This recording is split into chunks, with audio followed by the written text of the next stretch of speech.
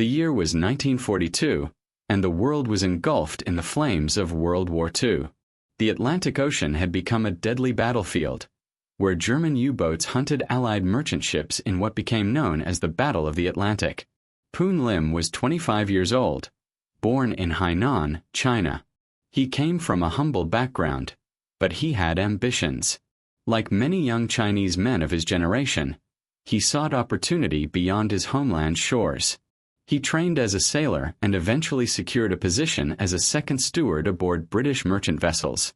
This job took him across the world's oceans, exposing him to danger but also providing him with invaluable maritime experience. In November 1942, Poon Lim was serving aboard the SS Ben Lomond, a British merchant ship.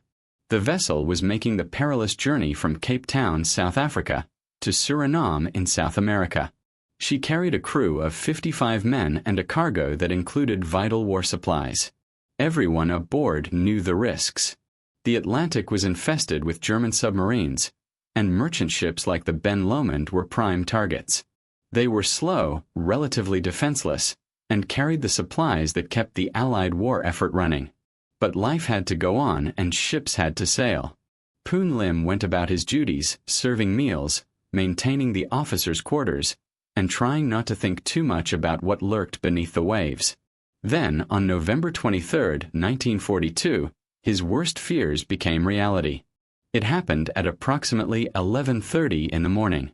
The SS Ben Lomond was about 750 miles east of the Amazon River, still hundreds of miles from the nearest land. Without warning, there was a massive explosion. The ship had been struck by 2 torpedoes fired from the German submarine U-172. The torpedoes tore into the Ben Lomond's hull with devastating force. The ship didn't stand a chance. Within minutes, she began to list heavily, taking on water at an alarming rate. Chaos erupted on deck as sailors scrambled for the lifeboats, but there was precious little time. Poon Lim was below deck when the attack occurred. The explosion threw him off his feet, and he immediately knew what had happened. Years of sailing experience had taught him that sound. It was unmistakable. They'd been torpedoed. His training kicked in immediately. He raced up to the deck, moving through corridors that were already beginning to flood and tilt at unnatural angles. When he reached the open air, the scene was one of pure pandemonium. Men were shouting, running, trying to launch lifeboats.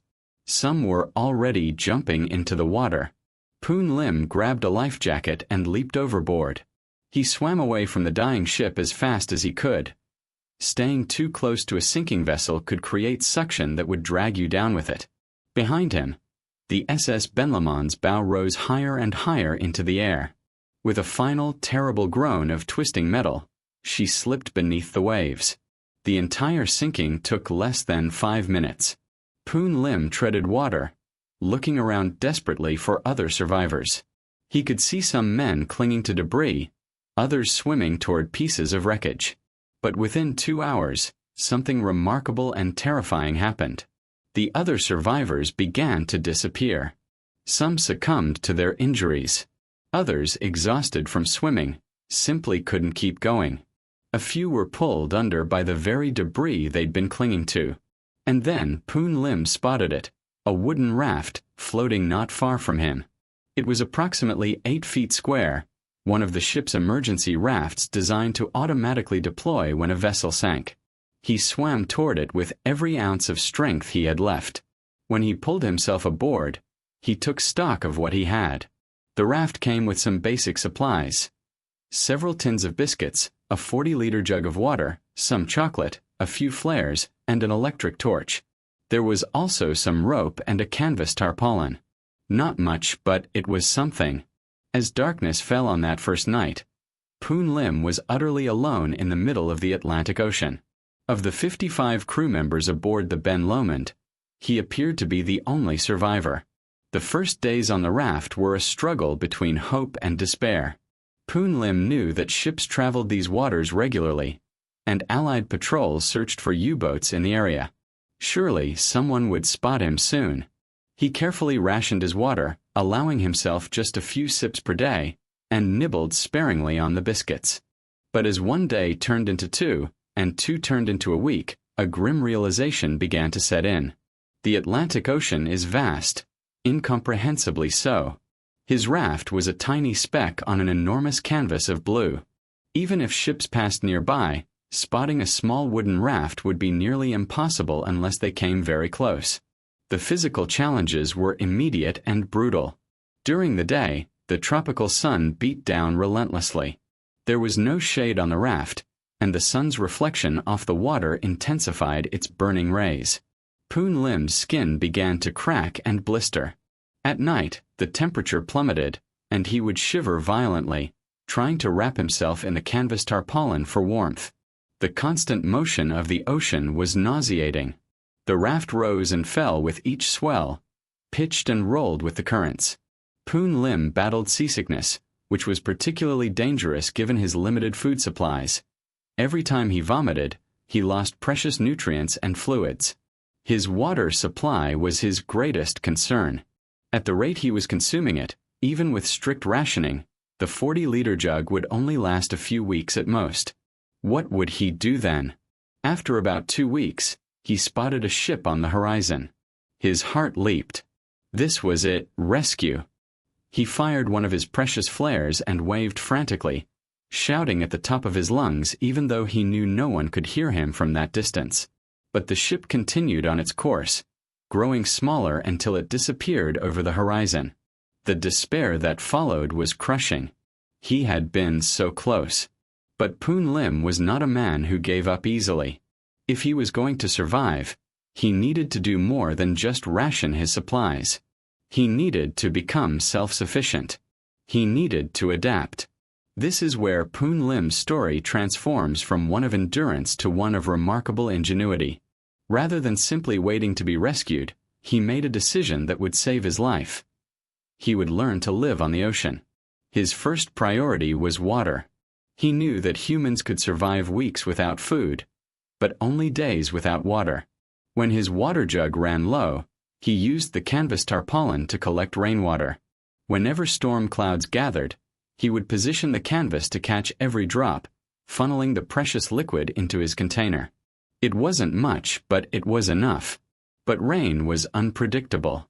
Poon Lim remembered something from his years at sea. Fish contain water in their bodies. If he could catch fish, he could squeeze the fluid from their eyes and spine to supplement his water supply. It sounds desperate, even disgusting, but desperation had become his reality.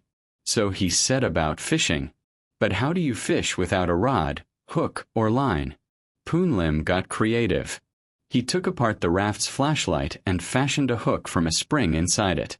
He unraveled hemp rope to create fishing line. For bait, he used pieces of the biscuits.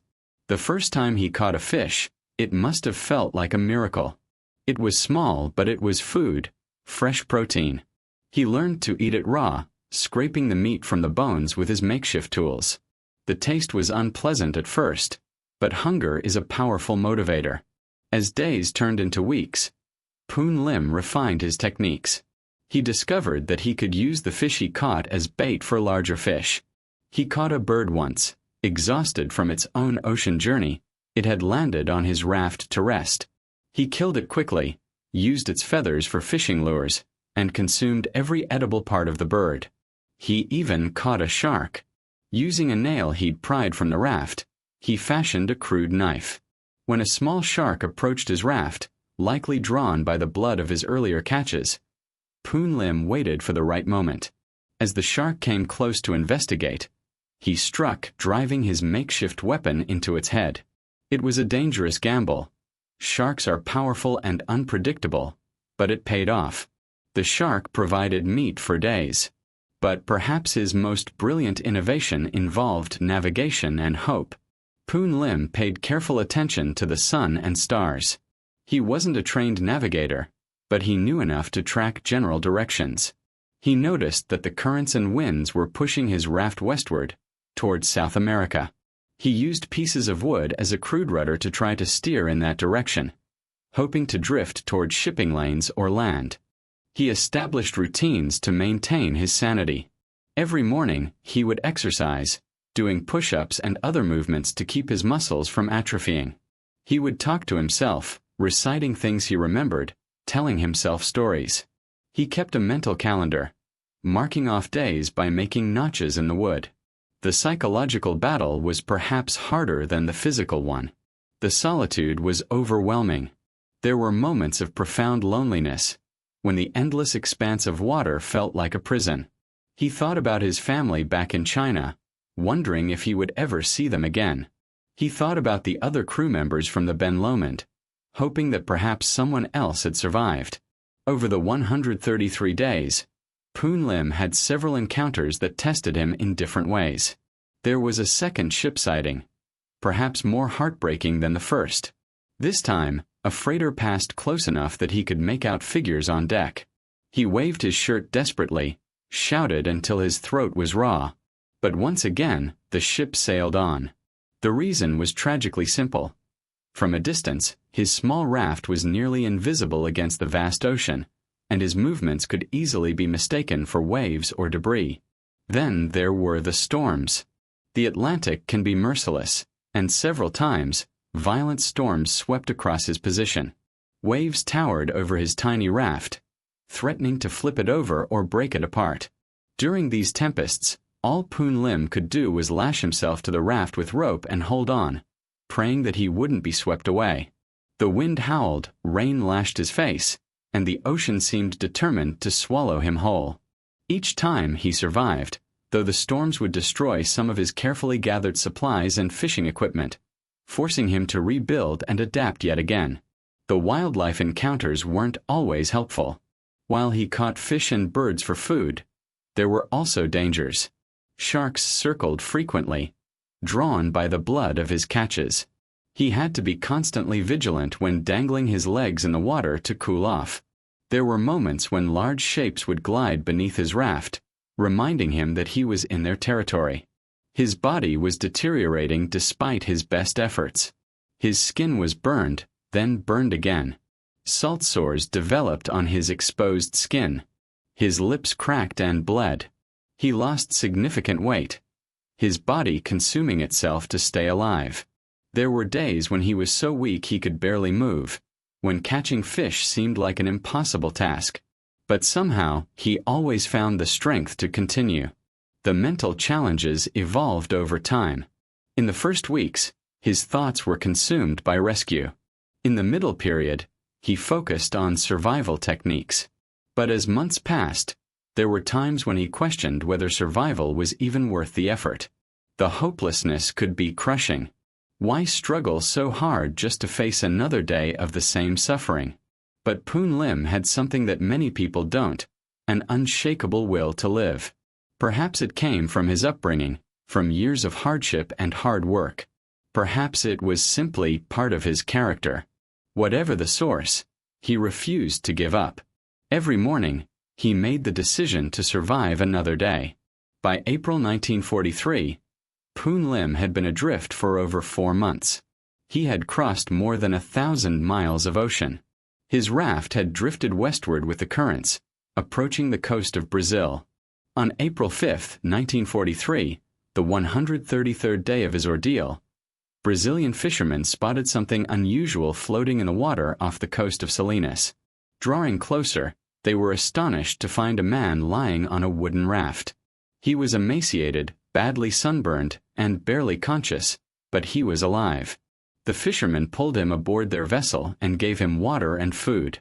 Poon Lim tried to tell them his story, but he was so weak he could barely speak. They rushed him to shore and then to a hospital in Belém, Brazil. When the doctors examined him, they were astounded. This man should not have been alive. He had spent 133 days, over 4 months, alone on a raft in the middle of the Atlantic Ocean. He had lost significant weight and showed severe signs of malnutrition and exposure. But incredibly, he was in reasonably good condition considering his ordeal. He could walk with assistance. His mind was clear. He had no infections or serious diseases. The doctors credited his survival to his remarkable resourcefulness and mental fortitude. But Poon Lim himself attributed it to something simpler: stubbornness. He simply refused to die. News of his survival spread quickly. In the middle of a brutal world war with so many stories of death and destruction, here was a tale of incredible human endurance. The press dubbed him the man who wouldn't die and the invincible sailor.